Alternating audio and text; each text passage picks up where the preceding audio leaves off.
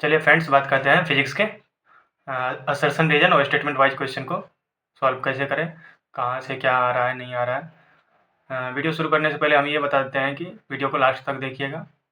थोड़ा कम ही इंटरवल का वीडियो बना रहे हैं, तो लास्ट तक वीडियो देखना।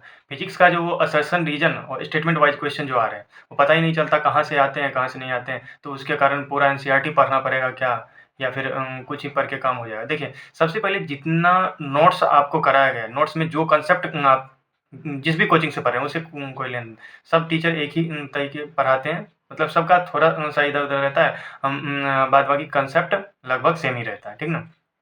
तो सबसे पहला काम आपको क्या करना है, नोट्स में जितने भी कंसेप्चुअल पॉइंट हैं उन सबको जो है सबसे एक बार सही से समझ लेना है, पढ़ लेना है, याद रखना है उसको। और उसके बाद जो है असर्शन रीजन और एमसीक्यू बेस्ड, ये सॉरी स्टेटमेंट वाइज बेस्ड, इसके लिए आपको एनसीईआरटी अभी से यदि शुरू करते हैं तो पूरा तो पढ़ सकते नहीं, ये तो कंफर्म है कि बहुत सारे बच्चे पहले से पढ़ रहे हैं तो उनको तो पता होगा, और पूरा एनसीईआरटी फिजिक्स का पढ़ भी नहीं सकते हैं। बहुत सारा अंडरस्टैंडिंग कंसेप्ट है जो कि समझ ही नहीं आएगा ना। तो इसके लिए है कि आप उसका समरी जो आता है फिजिक्स का, और फिजिक्स का समरी और points to ponder, summary and points to ponder आप कम से कम उसको देख लीजिए।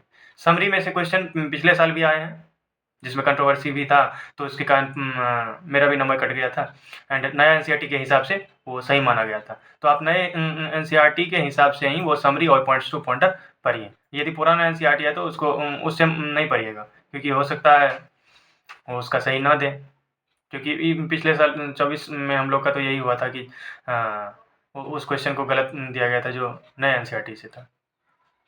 तो पॉइंट्स टू पॉन्डर से भी क्वेश्चन आए, तो आपको बताना चाहेंगे कि पॉइंट्स टू पॉन्डर तो थोड़ा सा ये थोड़ा मुश्किल है। पॉइंट्स टू पॉन्डर समझना, सारे समझ जाए ऐसा ज़रूरी नहीं है, तो कुछ कुछ आपको लगेंगे कि नहीं समझ रहे हैं तो उसको छोड़ सकते हैं। ऐसा नहीं है कि सारा कुछ करना ज़रूरी है, तो उसको छोड़ सकते हैं। लेकिन समरी, हाँ, समरी अच्छे से पढ़ लीजिएगा, और जो समरी नहीं भी याद रहता है ना, या समझ नहीं आ रहा है, क्योंकि अब तो टाइम कम बचा है, तो उसको एक बार याद कर लीजिए। नहीं समझ में आ रहा है तो एक बार सर से समझ के एक बार याद कर लीजिए कम से कम। यदि वही लाइन उठ के आ जाए, उसी में से कंसेप्चुअल आ जाए, तो फिर हो जाएगा क्वेश्चन ना। तो इसके लिए, और एनसीईआरटी एग्जाम्पलर का कुछ क्वेश्चन आता है, तो उसमें भी कुछ रहते हैं ये स्टेटमेंट वाइज क्वेश्चन।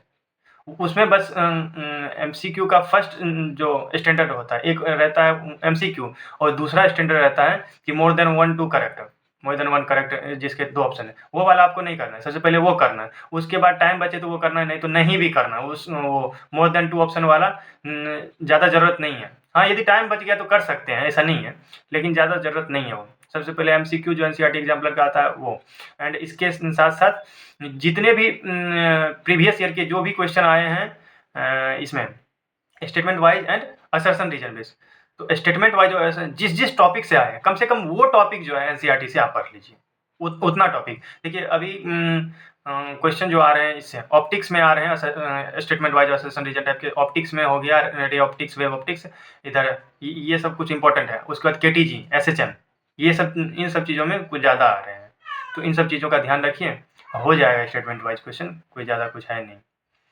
तो ठीक है, सारे लोग खुश रहिए, मस्त रहिए, और नीट का मॉक टेस्ट देते रहिए, और मॉक टेस्ट को एनालाइज कीजिए। ठीक है, thanks for watching my video.